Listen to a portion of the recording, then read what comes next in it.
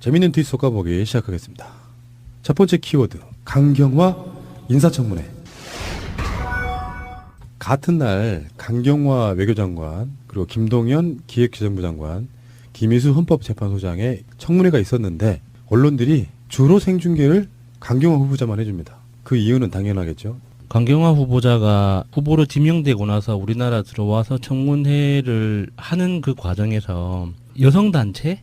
어떤 직능단체에서 아무런 말이 없는 게 좀 너무 아쉬웠어요. 강경화 후보자는 100% 자기 실력만 가지고, 자기 노력과 열정과 실력만 가지고 지금까지의 커리어를 만들어 왔는데, 그 대부분의 가장 컸던 그 커리어가 유엔에서 있었잖아요. 그러니까 국내에는 아무런 인맥이 없는 거예요. 뭐 사적으로든 공적으로든 국내 인맥이나 어떤 네트워크가 없다 보니까 그냥 상징적으로 여성이 최초의 외교부 장관 후보자가 됐다, 지명이 됐다. 네. 그리고 뭐 실력이 좋다고 알려졌다, 뭐 환영한다, 이 정도 이제 성명만 있지 밀어준다고 해야 되나? 의혹에 대한 뭐 적극적인 지지라든가. 적극적인 지지라든지 어떤 방어 역할을 해주는 곳이 단 한 군데도 없는 거예요. 그렇네요. 언론도 여성 단체도 어떤 비영리 단체든 어디서도 그렇게 역할을 해주는 데가 없으니까 이게 도대체 우리나라가 인맥 없으면은 정말 살 수 없는 나라인가라는 생각이 드는 거예요. 좀 너무 아쉬웠어요. 이 정말 훌륭한 사람인데 놓쳐서는 안 되는 인재지 않습니까? 그러면은 나랑 어떤 인간적인 그 연이 없더라도 이렇게 뭔가 좀 조직하고 할 필요가 있지 않았나. 그래서 시민 2만 명이 외교부 장관 후보자 인준 촉구 서명을 했습니다. 제안은 김창록 경북대 법학전문대학원 교수님이 하셔가지고 온라인 청원을 돌렸는데 저도 이걸 받고 그 유통을 좀 시켰는데요. 처음에는 이걸 누가 할까? 왜냐면 여성단체도 아니고 그런 돌렸는데 그래도 정말 짧은 기간 안에 2만 명이 서명해 주셨습니다. 강경화 후보자가 그 유엔에서 보통 이제 인권을 위해서 이렇게 많이 일을 하셨잖아요. 맞습니다. 그런 식으로 보면은 어떤 소수자 문제라든지 그 여성 단체들이 어떤 여성 그 평등권 문제에 대해서 이렇게 많이 활동을 하시는데 그거를 위해서라도 이렇게 강경화 후보를 좀 더 적극적으로 지지를 표명하고 좀 도와주는 활동을 하는 게 좋지 않을까 싶은데 너무 다들 조용히 있으니까 보는 제가 속상하더라고요. 그렇네요. 근데 그건 저도 굉장히 제가 한국에는 지연이든 학연이든 아무것도 없잖아요. 그래서 무슨 큰 프로젝트가 있든지 할 때는 그 기업 단위에서 일을 할 때는 커리어가 있으니까 진행이 굉장히 잘 됐었어요. 근데 이쪽도 역시나 학연 지연이 굉장히 그냥 사회적인 분위기잖아요. 대한민국에.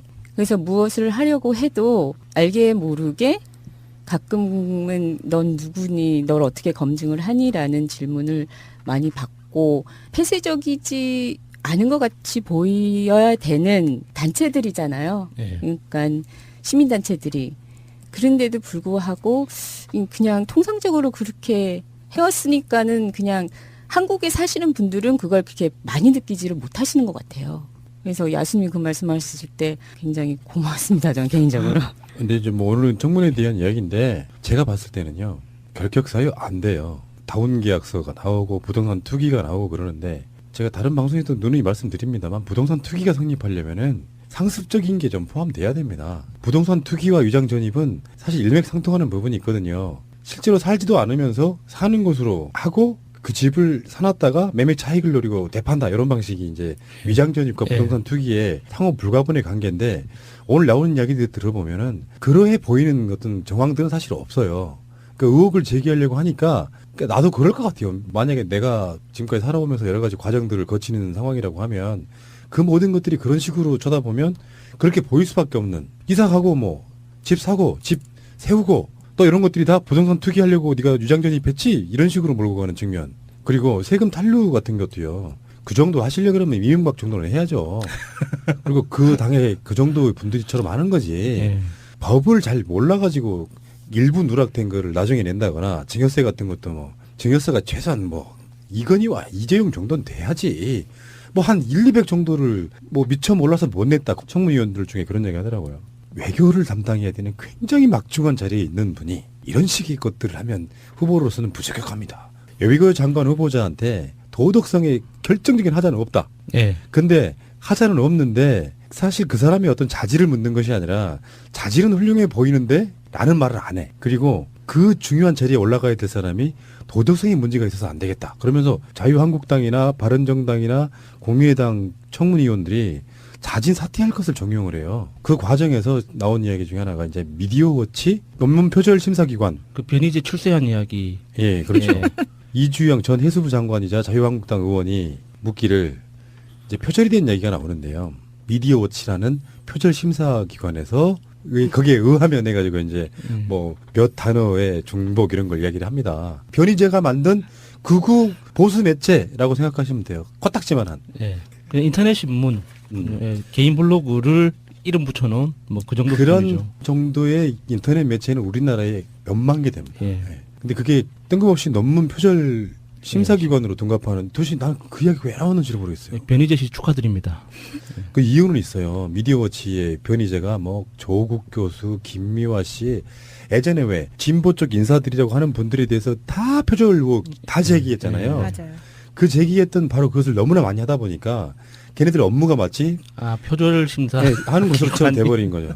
그 표현은 굉장히 좀 디테일하게 했더라고요. 네. 이게 사실인지는 모르지만 뭐 단어 35개가 음. 인용 부호 없이 뭐 다른 데서 이렇게 가져왔다 그랬는데 강경화 후보자의 해명을 들어보면 그 35개 단어라는 것이 한 문장으로 통으로 이렇게 인용된 게 아니라 어쩔 수 없이 이렇게 우리가 문장이라는 게 여기저기 그 중복될 수밖에 없지 않습니까? 네. 기계적으로는. 논문 안에서 여기저기 퍼져 있는 거 35개를 찾아서 모았나 봐요. 그건 좀 말이 안 되잖아요. 그건 표절이라고 할 수 없지 않아요? 그러니까 그거는 그 정말 논문을 읽어본 사람이 아니고서는 확인하기 힘들지 않을까 싶은데. 의도를 트집 잡는 걸로 가지고 만들었다고밖에 볼 수 없는 예. 거죠. 뭐 김혜수 씨도 그렇고 뭐 이제 뭐 석사 논문 같은 거 어떤 식이냐 그러면 표절에 대한 그 기준이 강화되긴 했죠. 인사청문회 같은 걸 하면서. 근데 대체적으로 보면은 그 사람이 악의적으로 표현하는 경우는 아예 뭐 출처를 표기를 안 하고 올린다거나 이런 거 있는데 꼭 어떤 특정인이 아니라도 다른 데서 따왔다는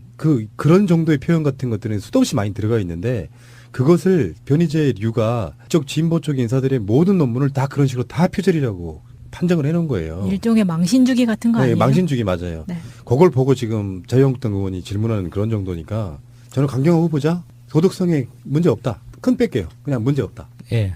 큰 문제가 아니라 작은 문제도 없다. 난 그렇게. 근데 야당도 그 정도는 파악을 했는지 김무성 같은 경우에는 이틀 전에 아프리카 출장을 갔어요.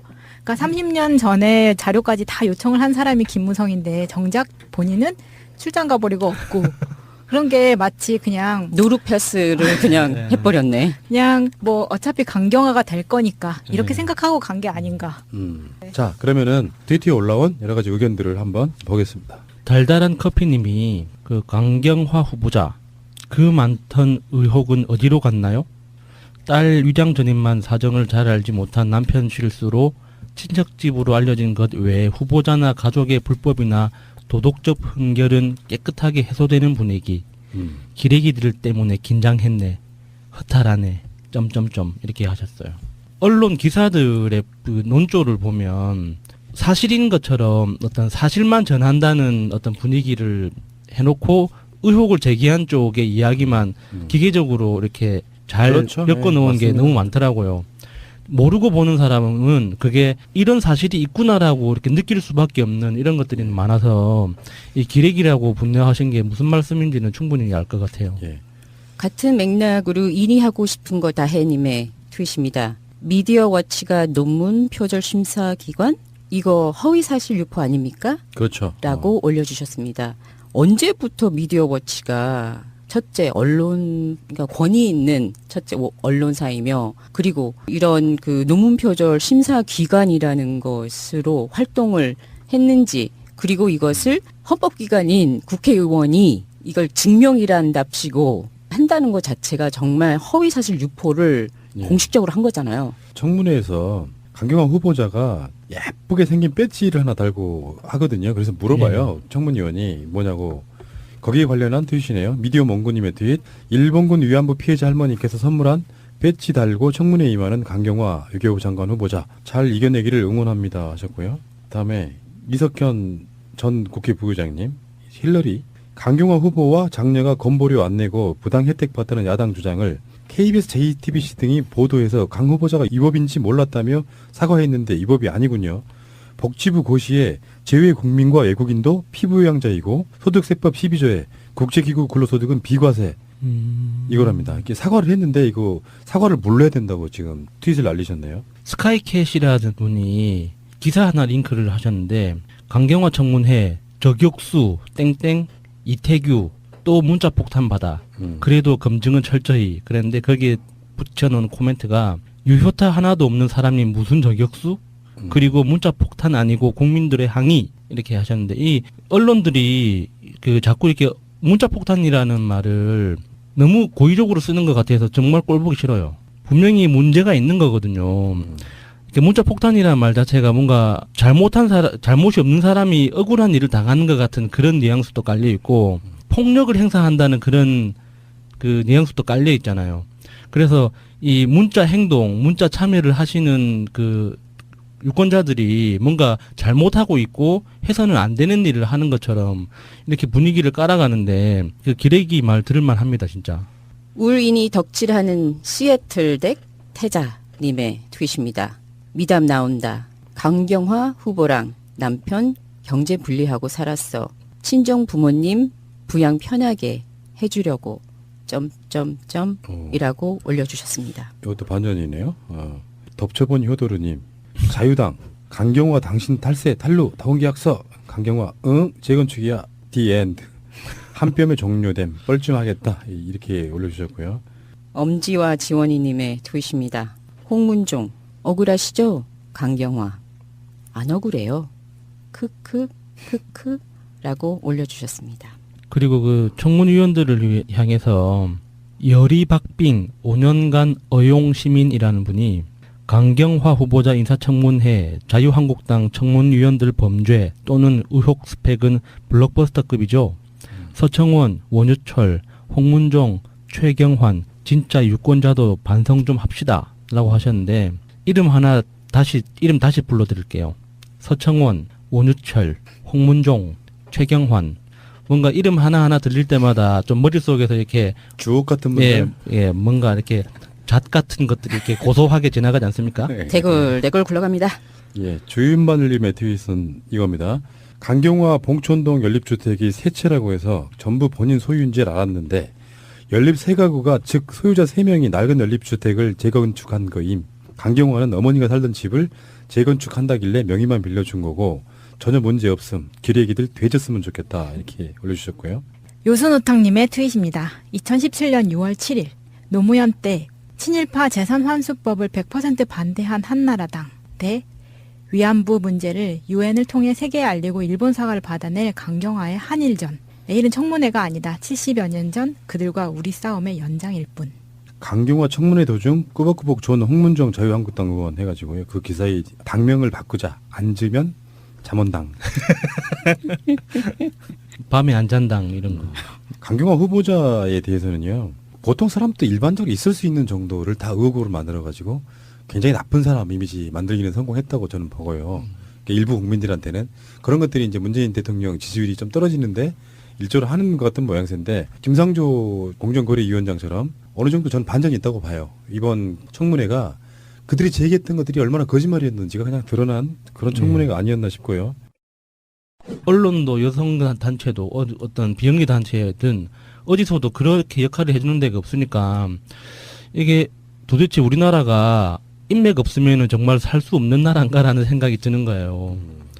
좀 너무 아쉬웠어요. 이 정말 훌륭한 사람인데 놓쳐서는 안 되는 인재지 않습니까?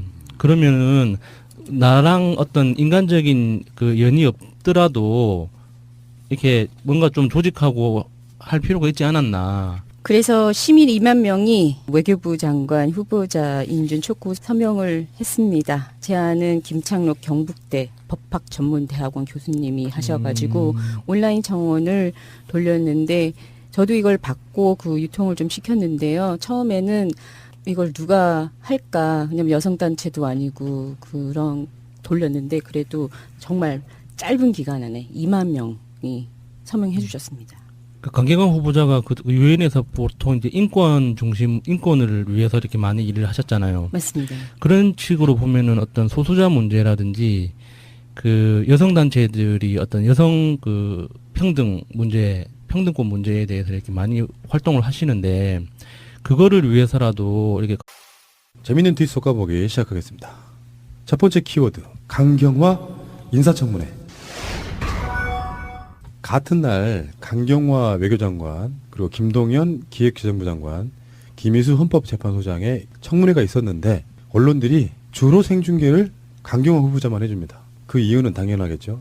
강경화 후보자가 후보로 지명되고 나서 우리나라 들어와서 청문회를 하는 그 과정에서 여성 단체, 어떤 직능 단체에서 아무런 말이 없는 게 좀 너무 아쉬웠어요. 강경화 후보자는 100% 자기 실력만 가지고, 자기 노력과 열정과 실력만 가지고 지금까지의 커리어를 만들어 왔는데, 그 대부분의 가장 컸던 그 커리어가 유엔에서 있었잖아요. 그러니까 국내에는 아무런 인맥이 없는 거예요. 뭐 사적으로든 공적으로든 국내 인맥이나 어떤 네트워크가 없다 보니까 그냥 상징적으로 여성이 최초의 외교부 장관 후보자가 됐다, 지명이 됐다. 네. 그리고 뭐 실력이 좋다고 알려졌다, 뭐 환영한다, 요 정도 이제 성명만 있지 밀어준다고 해야 되나? 의혹에 대한 뭐 적극적인 지지라든가. 적극적인 지지라든지 어떤 방어 역할을 해주는 곳이 단 한 군데도 없는 거예요. 그렇네요. 근데 사실 그 사람이 어떤 자질을 묻는 것이 아니라 자질은 훌륭해 보이는데 라는 말을 안 해. 그리고 그 중요한 자리에 올라가야 될 사람이 도덕성의 문제가 있어서 안 되겠다. 그러면서 자유한국당이나 바른정당이나 공의당 청문위원들이 자진 사퇴할 것을 정용을 해요. 그 과정에서 나온 이야기 중에 하나가 이제 미디어워치 논문 표절 심사기관. 그 변희재 출세한 이야기. 예, 그렇죠. 이주영 전 해수부 장관이자 자유한국당 의원이 묻기를 이제 표절이 된 얘기가 나오는데요. 미디어워치라는 표절 심사기관에서 거기에 의하면 해가지고 이제 뭐 몇 단어의 중복 이런 걸 이야기를 합니다. 변희재가 만든 극우 보수 매체라고 생각하시면 돼요. 코딱지만한. 예. 그냥 인터넷 신문, 개인 블로그를 이름 붙여놓은 뭐 그 정도 그런 수준이죠. 정도의 인터넷 매체는 우리나라에 몇만 개 됩니다. 예. 예. 근데 그게 뜬금없이 논문 표절 심사기관으로 둔갑하는 도대체 난 그 이야기 왜 나오는지를 모르겠어요. 변희재 씨 축하드립니다. 그 이유는 있어요. 미디어워치의 변희재가 뭐 조국 교수, 김미화 씨, 예전에 왜 진보 쪽 인사들이라고 하는 분들에 대해서 다 표절 의혹 다 제기했잖아요. 맞아요. 그 제기했던 바로 그것을 너무나 많이 하다 보니까 걔네들 업무가 마치 표절 심사 강경화 후보를 좀 더 적극적으로 지지를 표명하고 좀 도와주는 활동을 하는 게 좋지 않을까 싶은데 너무 다들 조용히 있으니까 보는 제가 속상하더라고요. 그렇네요. 근데 그건 저도 굉장히 제가 한국에는 지연이든 학연이든 아무것도 없잖아요. 그래서 무슨 큰 프로젝트가 있든지 할 때는 그 기업 단위에서 일을 할 때는 커리어가 있으니까 진행이 굉장히 잘 됐었어요. 근데 이쪽도 역시나 학연 지연이 굉장히 그냥 사회적인 분위기잖아요. 대한민국에. 그래서 무엇을 하려고 해도 알게 모르게 가끔은 넌 누구니, 널 어떻게 검증을 하니라는 질문을 많이 받고 폐쇄적이지 않은 것 같이 보여야 되는 단체들이잖아요. 예. 그러니까 시민단체들이. 그런데도 불구하고 그냥 통상적으로 그렇게 해왔으니까는 그냥 한국에 사시는 분들은 그걸 그렇게 많이 느끼지를 못하시는 것 같아요. 그래서 야수님이 그 말씀하셨을 때 굉장히 고마웠습니다. 저는 개인적으로. 근데 이제 뭐 오늘은 청문회에 대한 이야기인데 제가 봤을 때는요. 결격 사유 안 돼요. 다운 계약서가 나오고 부동산 투기가 나오고 그러는데 제가 다른 방송에도 누누이 말씀드립니다만 부동산 투기가 성립하려면은 상습적인 게 좀 포함돼야 됩니다. 부동산 투기와 위장 전입은 사실 일맥상통하는 부분이 있거든요. 실제로 살지도 않으면서 사는 것으로 하고 그 집을 사놨다가 매매 차익을 노리고 되판다 이런 방식이 이제 위장 전입과 부동산 투기의 상호 불가분의 관계인데 오늘 나오는 이야기들 들어보면은 그러해 보이는 어떤 정황들은 사실 없어요. 그 의혹을 제기하려고 하니까 나도 그럴 것 같아요. 만약에 내가 지금까지 살아오면서 여러 가지 과정들을 거치는 상황이라고 하면 그 모든 것들이 그런 식으로 쳐다보면 그렇게 보일 수밖에 없는 이사 가고 뭐 집 사고 집 세우고 또 이런 것들이 다 부동산 투기하려고 네가 유장 전입했지? 이런 식으로 몰고 가는 측면. 그리고 세금 탄류 같은 것도요. 그 정도 하시려 그러면 이명박 정도는 해야죠. 그리고 그 당에 그 정도 분들이처럼 하는 거지. 예. 법을 잘 몰라가지고 일부 누락된 거를 나중에 낸다거나 증여세 같은 것도 뭐 증여세가 최소한 뭐 이건희와 이재용 정도는 돼야지. 뭐 한 1, 200 정도를 뭐 미처 몰라서 못 냈다. 청문위원들 중에 그런 얘기 하더라고요. 외교를 담당해야 되는 굉장히 막중한 자리에 있는 분이 이런 식의 것들을 하면 후보로서는 부적격합니다. 여비구 장관 후보자한테 도덕성에 결정적인 하자는 없다. 예. 근데 하자는 없는